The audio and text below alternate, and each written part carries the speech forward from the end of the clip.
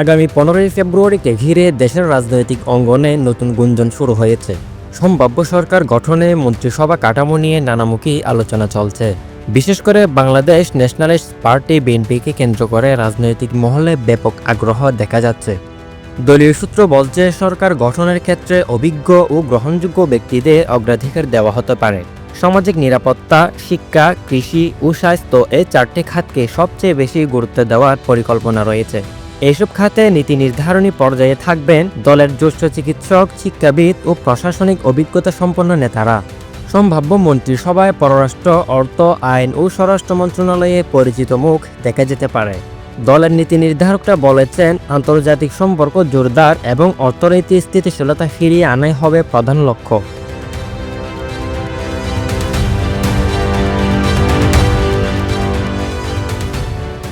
পাশাপাশি তরুণ নেতৃত্বকে সামনে আনার বিষয়টিও গুরুত্ব পাচ্ছে। বিএনপি দলীয় মহাসচিব মির্জা ফখরুল ইসলাম আলমগীর গুরুত্বপূর্ণ দায়িত্বে থাকতে পারে বলে আলোচনা রয়েছে।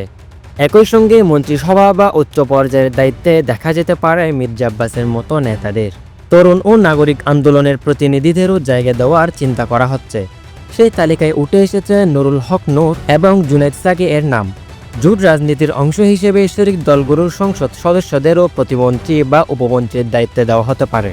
আইন মন্ত্রণালয় ও বিচার বিভাগ সংস্কারের অভিজ্ঞ আইনজীবীদের যুক্ত করার প্রস্তাব রয়েছে। পাশাপাশি বিমান, পর্যটন ও যুব মন্ত্রণালয়ে নতুন মুখ আনার সম্ভাবনাও আলোচনায় আছে।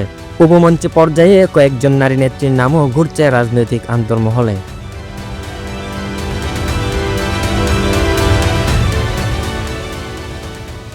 দলীয় সূত্র আরও জানায়, আঞ্চলিক ভারসাম্য বজায় রাখতে বরিশাল, ময়মনসিংহ ও পার্বত্য চট্টগ্রাম অঞ্চল থেকে প্রতিনিধি অন্তর্ভুক্ত করার চেষ্টা চলছে।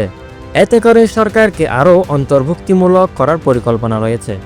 সব মিলিয়ে প্রস্তাবিত মন্ত্রিসভা হবে অভিজ্ঞতা ও নতুনত্বের সমন্বয়। বিএনপি চাইছে এমন একটি কাঠামো দাঁড় করাতে যেখানে একদিকে থাকবে প্রশাসনিক দক্ষতা, অন্যদিকে থাকবে তরুণদের উদ্যম। রাজনৈতিক বিশ্লেষকদের মতে, এই উদ্যোগ বাস্তবায়িত হলে ভবিষ্যৎ সরকার জনগণের আস্থা অর্জনে কিছুটা হলেও এগিয়ে থাকবে।